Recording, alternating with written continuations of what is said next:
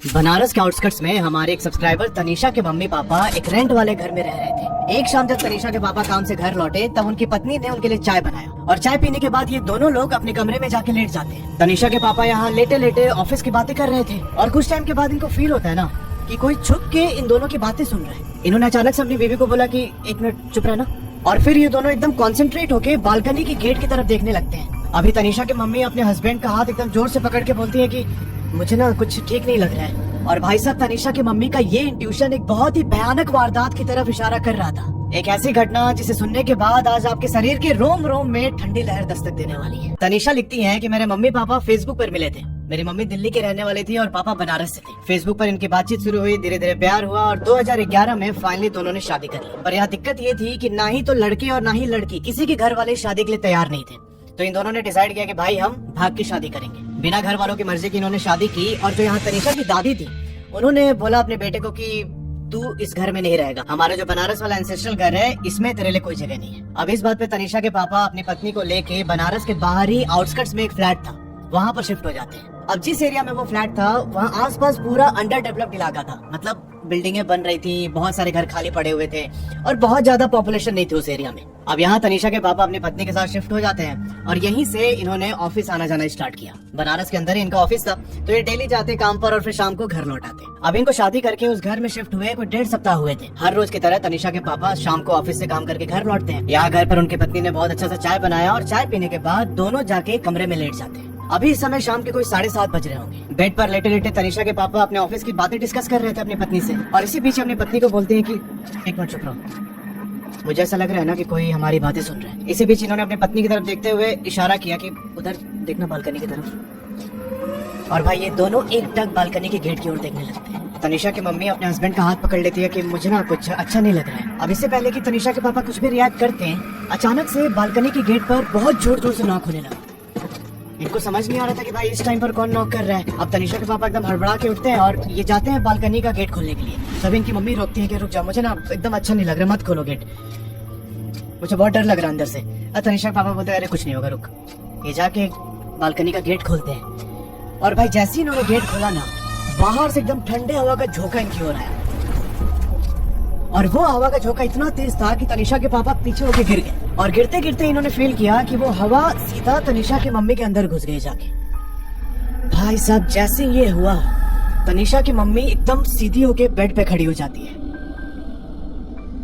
और खड़े होने के बाद अपनी गर्दन लगातार जो सामने दीवार था उसकी ओर ऐसे घुमा रही है। तनीषा लिखती है कि उस समय ना मम्मी को दीवार पर एकदम अजीब सी आकृति दिखाई दे रही थी किसी इंसान की, और वो आकृति जिधर जिधर जा रही थी इसकी मम्मी का गर्दन उधर उधर घूम रहा था। ये सब देख के तनीषा के पापा समझ गए कि भाई यहाँ पर कुछ गड़बड़ हो गया। इन्होंने एक लोहे का रॉड लेके तनीषा की मम्मी के हाथ में पकड़ा दिया और वो लोहा पकड़ते ही तनीषा की मम्मी बेड पर गिर गई। कुछ देर के बाद उनकी मम्मी को होश आता है और वो इस समय एकदम नॉर्मल रिएक्ट कर रही थी। पर तनीषा के पापा को बहुत अच्छे समझ में आ चुका था कि भाई अभी ना चीजें ठीक नहीं हुई हैं। कुछ लोग होते हैं जो एनर्जी को लेके बहुत ज्यादा सेंसिटिव होते हैं और वो चीज तनीषा के पापा फील कर पा रहे थे। अब देखो, तनीषा की जो दादी थी वो तो स्टार्टिंग में बहुत गुस्सा हुई थी कि भाई भाग के शादी कर लिया है, दूसरे कास्ट में कर लिया है तो हम एक्सेप्ट नहीं करेंगे। पर यार माँ तो माँ होती है। कुछ दिन के बाद उन्होंने खुद ही अपने बेटे को फोन कर दिया कि मतलब तुम लोग को आगे अगर रहना इस घर में तो रह सकते हो। पर यहाँ तनीषा के पापा मना करते थे कि नहीं, अभी ना हम यहीं पर ठीक है, अभी घर पर सेट हो गया तो बार बार सामान इधर उधर करना ठीक नहीं है। अब उस दिन जब तनीषा के मम्मी के साथ ये सब हुआ तब तनीषा के पापा ने अपनी माँ को कॉल किया। कॉल करके बताया कि अभी इसके साथ ऐसा ऐसा हुआ है। तब उनकी मम्मी ने बोला कि एक काम करो, तुम लोग यहीं पर आके रहो कुछ दिन, यहाँ पास में एक दरगाह है जहाँ पर बाबा बैठते हैं, वहाँ जाके झाड़ फूक करवा लेंगे। और जब तनीषा के पापा ने बोला अपनी पत्नी को कि माँ रेडी हो गई है, हम लोग वहाँ पे चल के कुछ दिन रहते हैं, तब तनीषा की मम्मी तो पहले मना करने लगी, नहीं मुझे नहीं जाना वहाँ पे। पर फिर 2 दिन के बाद इनका मन चेंज होता है। वो बोलती है कि अच्छा ठीक है, चलो कुछ दिन हम अपने ससुराल में जो इनका बनारस वाला घर था वहाँ पे रह के आ जाएंगे, मेरा वैसे भी यहाँ पे ज्यादा मन नहीं लग रहा है, तुम चले जाते हो और फिर मुझे ना अजीब सा डर लगता है इधर। अब जहाँ पर इनका फ्लैट था वहाँ से बनारस वाले घर तक जाने में इनको करीब 2 घंटे का समय लगता है। तनीषा के पापा ऑफिस से आते हैं और अपनी पत्नी के साथ बाइक पर बैठ के निकलते हैं अपने बनारस वाले घर के लिए। अब देखो, जो वो रास्ता था बनारस वाले घर तक पहुँचने का, उसका एक छोटा सा स्ट्रेच जंगल के सुनसान रास्ते से होकर निकलता है। अभी शाम ऑलरेडी ढल चुकी थी, वो लोग बाइक पर बैठ के उस रास्ते को क्रॉस कर रहे थे और इसी बीच पीछे बैठी तनीषा की मम्मी बोलती है कि अरे वो औरत उधर हाथ दे रही है, रुकने को, रुकना एक बार। तनीषा के पापा यहाँ कुछ रिस्पॉन्ड नहीं करते। कुछ देर और आगे चलने पर इसके मम्मी बोलती है कि अरे वो पीछे छूट गई। वो बार बार बुला रही है मेरे को, रुको ना। तनीषा के पापा को समझ आ चुका था कि यहाँ पर जरूर कुछ गड़बड़ है भाई। मोटरसाइकिल तो मैं नहीं रोकूंगा। अभी तक तनीषा की मम्मी पीछे बैठ के रिक्वेस्ट कर रही थी कि गाड़ी रोक दो, कोई बुला रहा है मुझे, गाड़ी रोको। और धीरे धीरे ना ऐसे बोलते बोलते उनकी आवाज एकदम चेंज हो जाती है। एक बहुत भयानक आवाज में औरत बोल रही थी कि गाड़ी रोक। और फिर उनका दोनों हाथ तनीषा के पापा के गले पे जाते। वो इनका गला दबाने की कोशिश करने लगी। तनीषा के पापा यहाँ घबरा गए एकदम। पर इन्होंने अपने साथ वो लोहे की रॉड रखी हुई थी, छोटी सी रॉड थी। ये तुरंत रॉड निकालते हैं और तनीषा के मम्मी के हाथ में देते हैं। रॉड ऐसे हाथ में पड़ती है, उसकी मम्मी इनके पापा के शोल्डर पे ऐसे झूल के लेट जाती है। एक हाथ से तनीषा के पापा बाइक चला रहे हैं और दूसरे हाथ से वो अपनी पत्नी को पीछे से पकड़े हुए हैं। और जब इन्होंने वो वाला स्ट्रेच क्रॉस किया, जब थोड़े से ऐसे पॉपुलेटेड एरिया में घुसे, उसके बाद बाइक साइड में रोक के इन्होंने तनीषा की मम्मी को पानी वानी दिया पीने के लिए। ये लोग उसके बाद जैसे तैसे घर पहुंचते हैं। घर पहुंचे तो जो तनीषा की दादी थी, इन्होंने अपनी बहू को देखा और देखने के बाद अपने बेटे से बोला कि कल सुबह सुबह तुम जो गुदौलिया बाजार वाला दरगाह है ना, वहाँ पर जाके जो पीर बाबा बैठते हैं उनको दिखाओगे। अगली सुबह तनीषा के पापा अपनी बीवी को लेके गुदौलिया बाजार के दरगाह पे पहुंचते हैं। वहाँ पर इनका झाड़ फूक हुआ और उसके बाद वो अपनी पत्नी को लेके काशी विश्वनाथ मंदिर गए दर्शन करने के लिए। दर्शन करने के बाद ये लोग घर लौटते हैं और फिर इसके दादी ने बोला कि तुम लोग कुछ दिन यहीं पे रहो, ठीक हो जाएगी तब जाना। ये लोग बनारस वाले घर पे ही 10-12 दिन रुकते हैं और उसके बाद जब तनीषा की मम्मी की तबीयत थोड़ी नॉर्मल होने लगी, तब ये दोबारा से उस फ्लैट में वापस आ जाते हैं। 1-2 दिन ऐसे ही गुजरा। तनीषा के पापा ऑफिस चले जाते हैं और उसकी मम्मी फ्लैट पर अकेले रहती थी। अब ना इनकी मम्मी को ऐसा फील होना स्टार्ट हो गया कि भाई हर समय ना कोई इनको घूर रहा है। ये किचन से निकलकर अपने कमरे में जाती तो इनको ऐसा लगता है कि भाई जस्ट इनके पीछे से कोई गया है। जब बेड पर लेटती तो इनको फील होता है कि जो बालकनी है वहां पे खड़े होके कोई इनका नाम कॉल कर रहा है। दीवार पर किसी इंसान की आकृति बनना और फिर उसमें मूवमेंट होना, ये बहुत आम बात हो गई थी। बहुत फ्रिक्वेंटली ये सब दिखाई देने लगा। तनीषा के पापा जब भी ऑफिस से घर आते तो उनकी मम्मी बोलते कि वैसा ऐसा हो रहा है। तब उसके पापा भी अब क्या करे यार, मजबूर थे। इतना फ्रिक्वेंटली फ्लैट चेंज करना और वो सब, जब तुम खुद सब कुछ अपने आप मैनेज कर रहे हो तो ये पॉसिबल नहीं हो पाता। अब इस इग्नोरेंस की वजह से धीरे धीरे तनीषा की मम्मी की तबीयत खराब होने लगी और ये बात फाइनली तनीषा की मम्मी के मायके वाले को पता चलती है, जो दिल्ली में रहते हैं। अब अपनी बेटी की ये हालत देख के उनसे रहा नहीं गया। ये लोग उनको बोलते हैं कि एक काम करो, तुम दिल्ली आ जाओ। अब फाइनली 4-5 दिन के बाद तनीषा के पापा ऑफिस में छुट्टी का जुगाड़ करते हैं और फिर अपनी पत्नी को लेके पहुंच जाते हैं दिल्ली।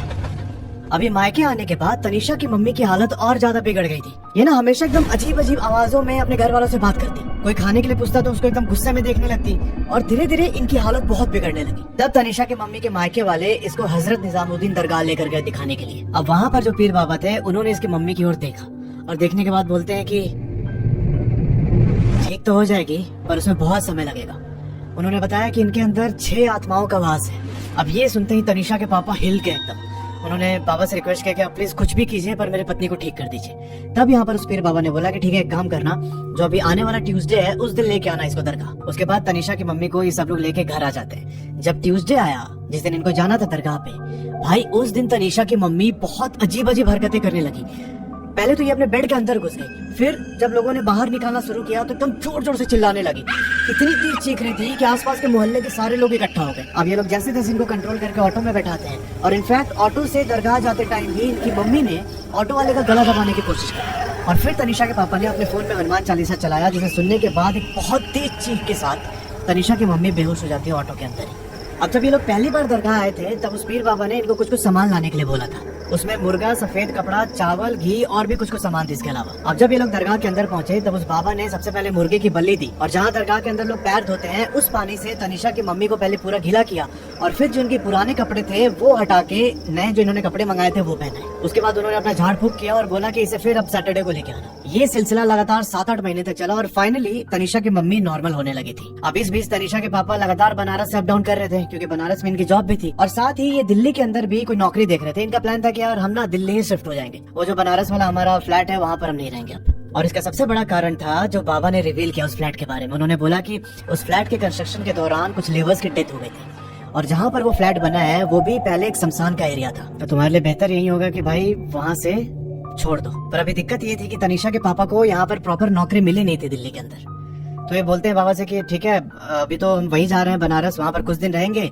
और इस बीच जैसे ही मेरा नौकरी का वो फाइनल होता है, क्योंकि उनकी बात चल रही थी, जैसे ही फाइनल होगा हम यहाँ पर दिल्ली शिफ्ट हो जाएंगे। अब जब तनिषा की मम्मी ठीक हो गई तो उसके पापा अपनी वाइफ को लेके वापस बनारस वाले फ्लैट में आ जाते हैं। इनका प्लान था कि जैसे ही इनकी नौकरी कंफर्म होती है दिल्ली में, ये वापस इधर आ जाएंगे। पर यहाँ होता ये है कि बनारस वाले फ्लैट में शिफ्ट होने के 1 महीने के बाद तनिषा की मम्मी प्रेग्नेंट हो जाती है। अब जब ये प्रेग्नेंट हुई थी, इनके मायके के भी कुछ लोग आके रहने लगे साथ में, क्योंकि तनिषा के पापा को ऑफिस जाना होता था और बीच बीच में जो तनिषा की दादी थी वो भी आके रहती थी यहाँ फ्लैट पे। अब प्रेगनेंसी और इन सब के बीच इन्होंने डिसाइड किया कि यार जब तक मतलब बेबी हो नहीं जाता ठीक से, अभी यहीं पे रहते हैं। और अगले 10 महीने इन्होंने बनारस वाले फ्लैट में ही निकाल दिए। उसके बाद तनिषा के पापा ने जोर लगा के दिल्ली के अंदर ही अपना एक जॉब सिक्योर किया और फिर ये अपनी मम्मी और बेटे को लेके दिल्ली में शिफ्ट हो जाते हैं एक रेंटेड घर के अंदर। अब उस रेंटेड फ्लैट में 2 साल रहने के बाद तनिषा के पापा ने अपना एक घर खरीद लिया। पर ये ना घर ऐसा था कि 2nd फ्लोर जो था इन्होंने पूरा ले रखा था, उसके नीचे किसी और का है, और जो इनके ऊपर वाला फ्लोर था वो खाली पड़ा हुआ था। और फाइनली उस नए घर में शिफ्ट होने के कुछ महीने के बाद तनिषा का जन्म होता है, जिन्होंने मुझे ये स्टोरी भेजी है।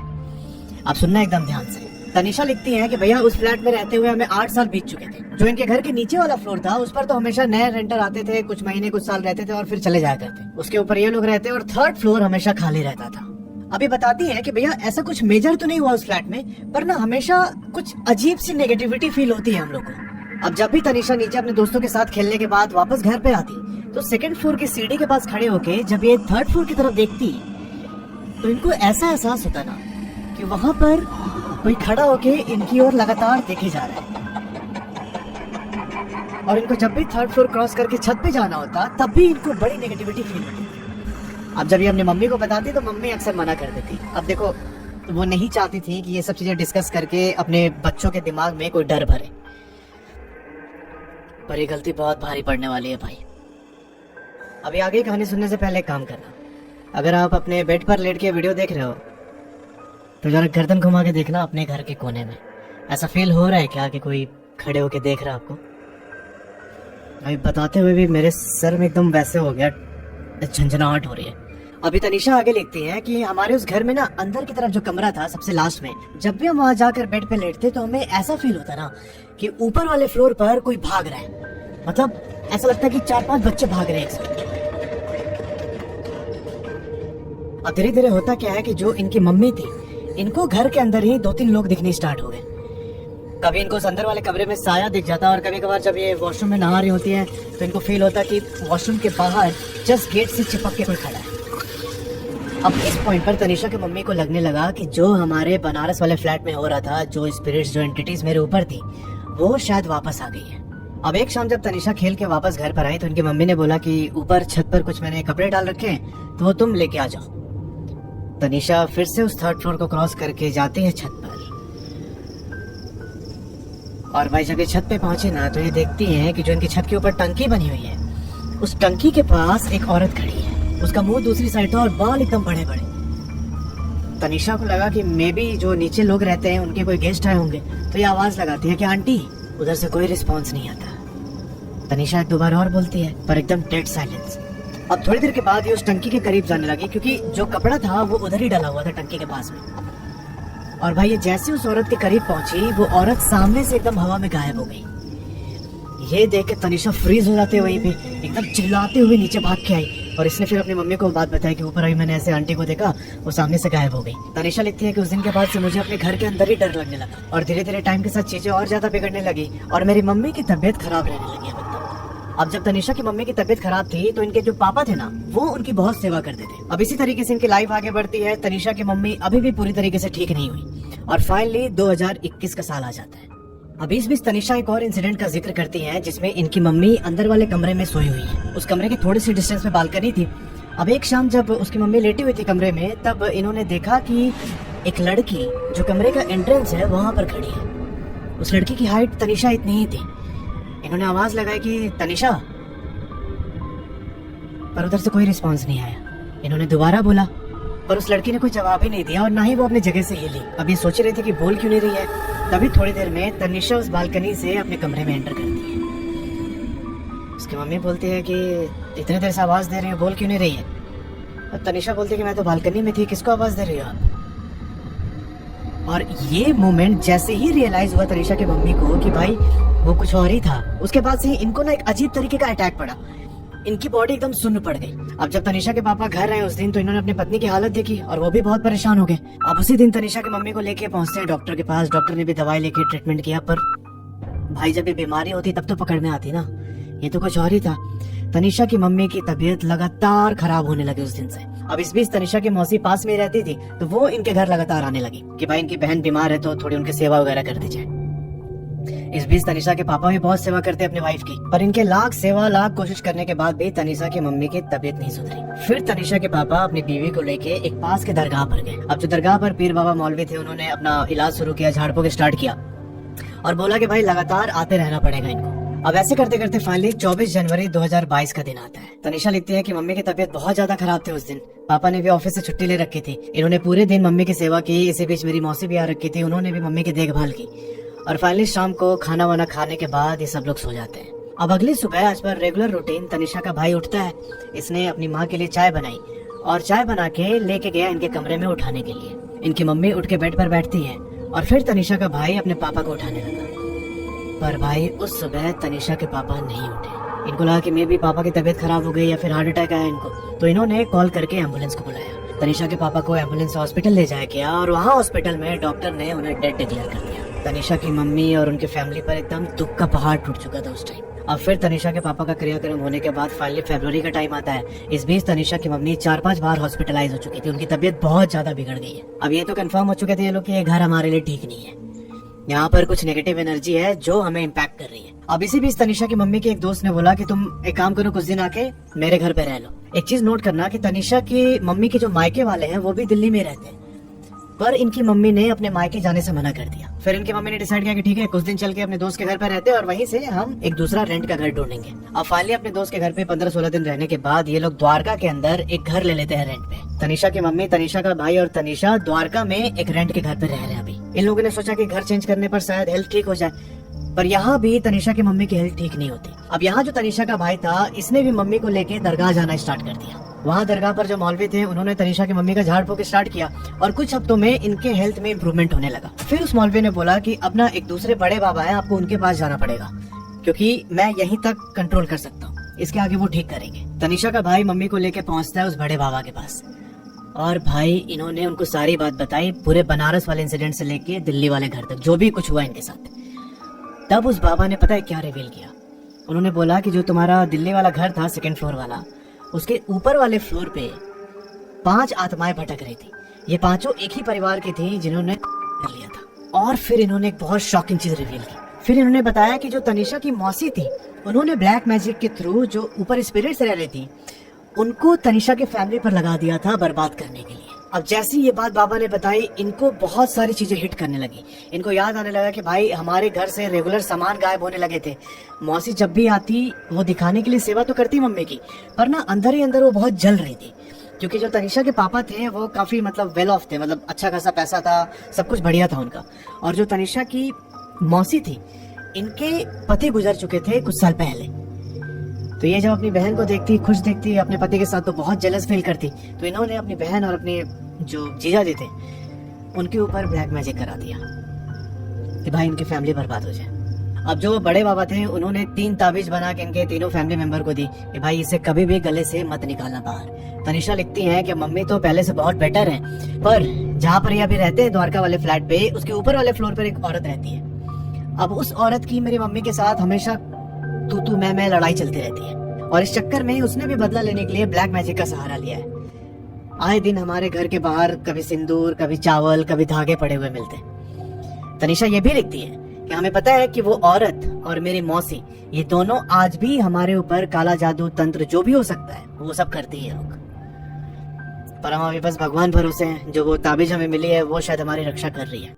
तो यार ये थी पूरी कहानी। Thanks for watching.